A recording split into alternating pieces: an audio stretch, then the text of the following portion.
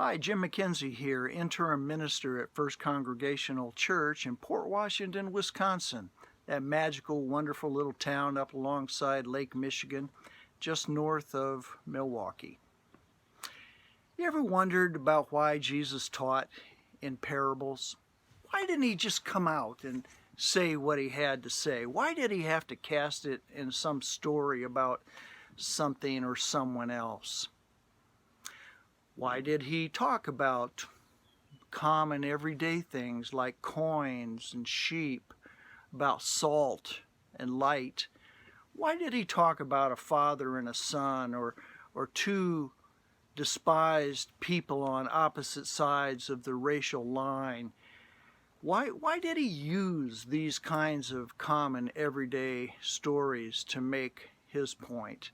As some people have often referred to, parables are earthly stories about heavenly messages. Well, I think that the one thing that Jesus knew is that parables were easy to understand, in the sense that if he talked about you had 100 sheep and one got lost and you went to look for it, everybody would know to do that in those days. Or what if you had salt and you sprinkled it on your food? Wouldn't everybody know that that increases the flavor? Well, the same goes for other stories that Jesus told. And in a way, they're just easy to follow the storyline and you understand it. The other reason, though, I think is critical about understanding parables is that parables are easy to remember. They're short little stories that make a quick, short little point, and we remember them. But there's always this little twist in the story, a twist that makes you scratch your head and say, is life really like that? Or is that talking about a different life, a different reality, maybe God's reality about the way life ought to be, not so much how life is. For example, when Jesus shared the story of the Good Samaritan, and the Jew had been beaten and robbed along the path, and the priest and the Levite passed by, not wanting to get involved, and yet it was the Samaritan, the despised, hated Samaritan, who stopped to render assistance. That's a story that sort of troubles you, and you remember it. You remember the story because, of course, it's easy enough to remember, but it has that hook on it, you see, and it just works on you, works on your mind as you try to figure it out. So these kinds of stories, I think, were critical to Jesus' teaching. And there's one story today in the lectionary reading that I'd like to share with you. It's the story of the parable of the sower. As we begin this story, I want to draw your attention to the setting. The setting in which Jesus gives this parable of the sower is that there was this crowd, and Jesus went to the sea. He got in a boat and he went out a ways. Then he sat down to teach them. It sort of reminds you, and this is in chapter 13 of Matthew, it kind of reminds you of what happened in chapter 5 of Matthew, 8 chapters earlier, where Jesus went up on the mountainside and sat down and taught the crowds. There's something of this juxtaposition of these two stories. There was Jesus, there were the crowds. Jesus positions himself in a place by himself to teach, and then the teaching begins, or at least the story begins. Parables, as I say, teach us about life as it could be. And it always challenges us. A good parable always challenges us with two questions. One, do you get it? Do you understand it? Do you see what it's about? And two, will you live it? Do you get it, and will you live it? That's what Jesus was trying to convey. Not just some information, not just an interesting story, but he wanted people to live into the kingdom of heaven. As I said, parables aren't illustrations of reality as much as a question of whether you will make this reality, God's reality, your reality.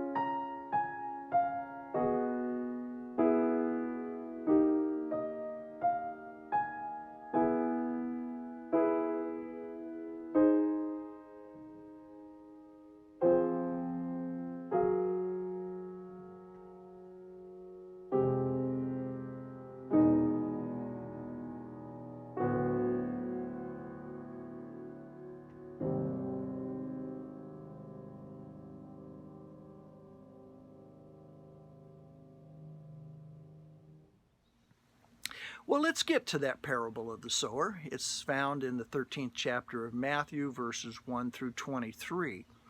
You'll be interested to know that all three of the synoptic Gospels, Matthew, Mark, and Luke, include this story. It's a very important story to the gospel message, and Jesus shared it, and the early church understood that it was so critical that each of the Gospels included it. It's also included in the extra-canonical Gospel, the Gospel of Thomas. It is part of 7 parables that are right together in the 13th chapter, beginning in the 13th chapter of Matthew. These are parables about the kingdom of heaven, a new world, God's world, what Jesus would call the real world. So this is how he told it. A sower went out to sow seed one day, and as he did, he scattered it. One of our church members told me today that's called broadcast sowing, where you just throw the seed and it falls wherever it falls. Like if you were going out to grow some grass seed, you'd take a handful of it and you would just toss it and it would fall where it would fall. That's the form of farming that they did in the Galilean countryside. So a sower goes out to sow, and some of it falls on the path, a path that's been patted down pretty tightly, and it won't take root. And so the birds come and they eat away the seed. Others fall on stony ground, so there's not much soil there. Maybe a little bit between the rocks, and it grows up, and then it doesn't have much roots. The sun scorches it, and it withers and dies. Other soil, Jesus says, fell among the thorns. So they all grew up together, but the thorns choked the life out of the plants. Jesus said that other seed fell on good soil, and they grew and produced 30, 60, 100-fold. Jesus is saying that this parable is not unlike the kingdom of heaven.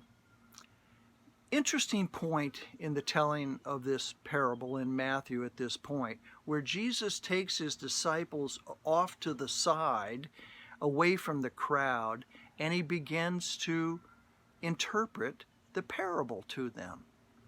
He said it's like the seed of the gospel is spread, and it's spread extravagantly, indiscriminately. It falls wherever it falls. And some people accept it, but some people don't. Some people don't accept it at all, and it just is to no avail. Others are like the rocky soil, and they respond to the gospel, and they grow up quickly. They have some joy about things. But then what happens is that when they face adversity and trial, they no longer remain in their faith. Others, Jesus said, received the word like the seed that fell among the thorns, and they have their faith that begins to develop, but then the cares of the world, the desires of the world get in the way, and they too fall by the wayside. But Jesus said there are others that receive the word. They hear the word, they receive the word, and then they produce fruit, which would be what Jesus talked about in the Sermon on the Mount in the 5th chapter of Matthew. The point is, he's saying that there are some that respond to the gospel message and some that simply don't. But some produce so much fruit that some of the people there must have thought, is this some kind of a joke? Is that what Jesus is saying, that you could have seed that produced 30, 60, 100-fold? And that's what Jesus was saying, that indeed that's exactly what happens when God is involved. Our discipleship is regarding hearing and accepting, growing in our faith and bearing fruit. That is the purpose of discipleship, Jesus says. That's the purpose of planting seeds, so that it grows and we become more loving and compassionate towards others, and we do the things that spread that word of God's love throughout the entire world. So I've been thinking about this parable the last couple of days, and I've been wondering what our soil looks like. With the COVID-19 doing us no favors, the church is really in decline. I know some of you will take issue with that, but our numbers are certainly down. We don't gather and worship, and giving has been affected in so many churches that, like businesses out there, little small businesses that are struggling to survive, churches are feeling the effect as well. And what some people respond by saying, hey, what we need is a new marketing plan. What we need is an advertising campaign, or we need a spirit of entrepreneurialism, or we need a new technology approach that will all kickstart the church. And usually what people mean by all of this is, how do we get more people involved, and how do we get more people to and more people on the books. I know churches are worried about this in so many places.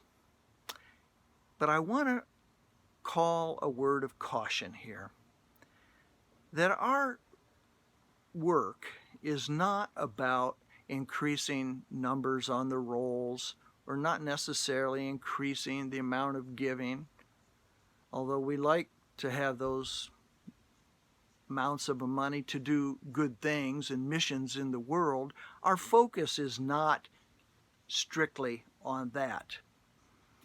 So I'm beginning to wonder whether the COVID-19 might actually be doing us a favor.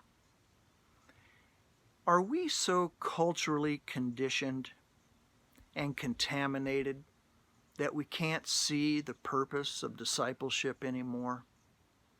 The purpose of discipleship is not necessarily to increase numbers on our membership rolls, nor is it to increase the amount of money given to the church. What it is to help us do the things that Jesus said were part of His and God's kingdom. What did He say? Things like forgive one another 70 times 7. If you see a brother or sister in need, feed them, clothe them, visit them, take care of them. Maybe if you see a tragic victim of crime on the side of the road and they are of a different racial background, don't let that stop you. Equality and dignity for all are important qualities with which to live. Our job as followers of Christ is to be involved in the practices of Jesus, what He talked about in Matthew 5 on the Sermon on the Mount. So, suffice to say, I know this might sound a little dissonant to some of your ears. Well, what's that minister doing on that YouTube talking about we don't care about how many people are in church and how much money the church takes in and whether we can even pay our bills? Well, I'm not saying that. What I'm saying is let's keep our eyes on the prize. Let's keep our eyes on the things that are most important. And if the numbers go up or the numbers go down, that's not going to define who we are as followers of Christ. And that work that God is doing among us, that work of having the seed take root, growing roots, beginning to flourish and flower, producing a harvest of good things in this world, those things that are part of the kingdom of heaven, if that's what takes place, then I'm all a part of that.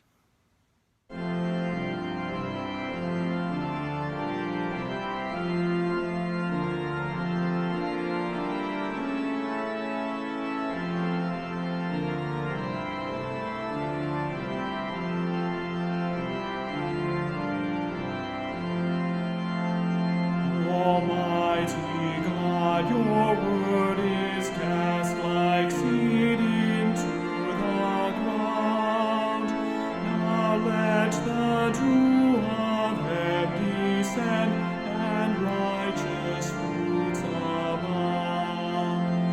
Let not the sly satanic foe this holy seed remove, but give it root in every heart to bring forth fruits of love.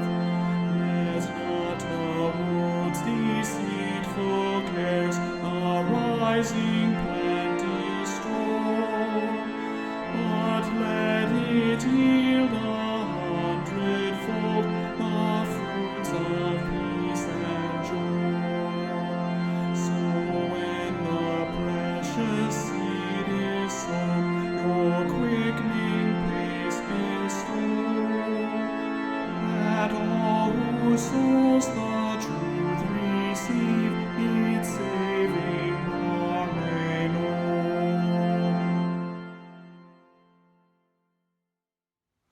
This is Jim McKenzie, interim minister First Congregational Church, saying stay well, stay safe, and stay faithful even in these days of the COVID-19, because God's work and God's hand is planting seeds all around us.